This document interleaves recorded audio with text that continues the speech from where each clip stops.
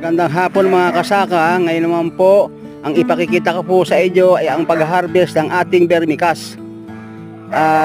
Ito po, makikita ninyo, kasalukuyan po kami nag-harvest at gagamitin namin sa aming pagkatanim ng papaya. Ito po, at yung pong portion na yun po ay naka-harvest na po kami ng 12 sako po.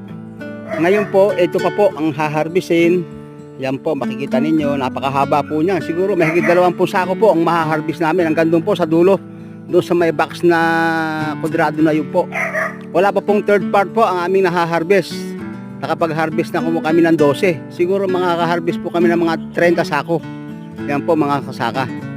Pinakikita ko po sa inyo para yung ating mga kapwa magsasaka ay magkaroon ng idea na pwede po nilang gawin din po ito para makatipid po sila sa kanilang mga inputs, sa kanilang